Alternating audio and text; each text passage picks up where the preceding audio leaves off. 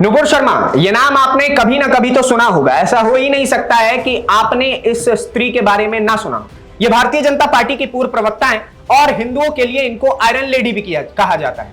लगभग कई वर्षों के बाद नुपुर शर्मा दोबारा से कैमरे के सामने नजर आई और उन्होंने खुल करके ऐसी कई सारी बातें कही हैं जिसे सुन करके आप भी चौंक जाएंगे, आप भी हैरान हो जाएंगे। पूरी खबर क्या है उसे समझने की कोशिश करेंगे, उससे पहले आप मेरा परिचय जान लीजिए। नमस्ते, मेरा नाम नीतीश ठाकुर है और आप जनहित टाइम्स देख रहे हैं। दरअसल सनातनियों के लिए आवाज उठाने वाली नुपुर शर्मा ने इस बार गाजियाबाद में एक भागवत कथा के दौरान कई सारी बातें कही, जिसमें सबसे पहली बात उन्होंने कही कि सनातनियों के लिए और हिंदुओं के लिए और कोई भी देश नहीं है। ये बात आप भी जानते हैं, मैं भी जानता हूं। उन्होंने इतने स्ट्रिक्ट वे में बात कही। आगे वो कहती हैं कि जब ऊंचे पदों पर बैठे लोग कह देते हैं कि हिंदू हिंसक होते हैं, ऊंचे पदों पर बैठ करके लोग कह देते हैं कि सनातनियों का नरसंहार कर दो, तो इस देश में कैसे रहा जा सकता है।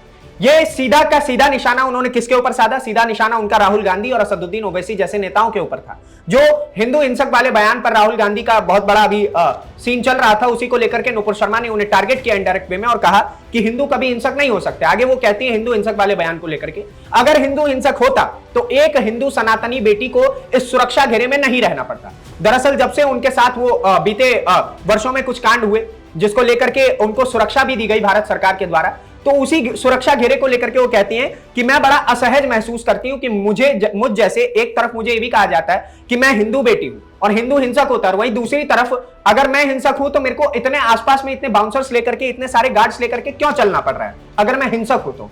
यहां इस माहौल में मैं और कुछ नहीं कहूंगी, परंतु इतना जरूर कहूंगी कि एकत्रित हो जाइए। महाराज जी बिल्कुल सही कह रहे हैं। वो जो भागवत कथा के वाचक थे वो उनकी ओर इशारा करते हुए कहती हैं कि इन्होंने जो बात कही है कि सभी हिंदुओं को एकजुट हो जाना चाहिए, वही बात मैं भी दोहरा रही हूं, ऐसा नुपुर शर्मा का कहना था। आगे वो कहती हैं कि जब तक मेरी सांस है मैं आपके लिए खड़ी रहूंगी, अपनी आवाज उठाती रहूंगी। तुम कहो तो वाह वाह और मैं सत्य भी कह दूं तो सर तन से जुदा। ये मेरे देश में नहीं चलेगा। दरअसल बीते वर्षों में जो भी नुपुर शर्मा के साथ इंसिडेंट हुआ था, उसी वक्त नुपुर शर्मा को लेकर के कई तरीके के नारे लगाए जाते थे। उनमें से एक ये था कि गुस्ताखे नबी की एक ही सजा, सरतन से जुदा, सरतन से जुदा। तो उसी को लेकर के वो इनडायरेक्ट वे में निशाना साधती हैं और वो कहती हैं कि मेरा देश भारतीय कानून से चलेगा, किसी मजहबी कानून या शरिया से बिल्कुल भी नहीं। ये सारे निशाने उन्होंने विपक्ष के नेताओं के ऊपर साधे और उन्होंने अपने आप को अपने डिफेंसिव पोजीशन को लेकर के बात भी कही। हो सकता है कि नुपुर शर्मा अब हमें जल्द ही राजनीति में भी देखने को मिल जाए, क्योंकि 5 साल के लिए उन्हें पार्टी से हटा दिया गया था, भारतीय जनता पार्टी से। लेकिन अब धीरे धीरे समय करीब आ रहा है कि वो दोबारा से पार्टी में वापस हमें देखने को मिल जाए और उनके वो बयानवीर वाले जो बयानवीर नेता की जो छवि है वो हमें दोबारा से देखने को मिले। बाकी आप क्या सोचते हैं नुपुर शर्मा की इस पूरी चीज को लेकर के, हमें जरूर बताइए, पूरी कंट्रोवर्सी को लेकर के। और आप भी एक बार सुन लीजिए कि नुपुर शर्मा ने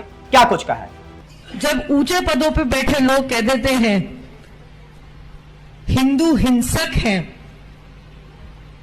ऊंचे पदों पे बैठ के लोग कह देते हैं कि हिंदू सनातनियों का नरसंहार कर दो, दो बात कहूंगी। जो मैंने देखा है पिछले 2 साल में,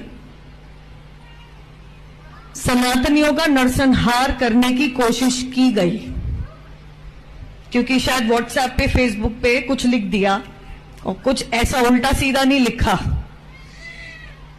और अगर हिंदू हिंसक होता तो एक हिंदू सनातनी बेटी को इस सुरक्षा घेरे में अपने ही देश में अपनी आजादी गंवा के रहने की नौबत नहीं। बाकी आपका नुपुर शर्मा के इस बयान को लेकर के क्या कहना है हमें कमेंट बॉक्स में जरूर बताएं। अगली वीडियो में आपसे फिर से मुलाकात होगी, तब तक के लिए दीजिए इजाजत। धन्यवाद, नमस्कार, जय हिंद।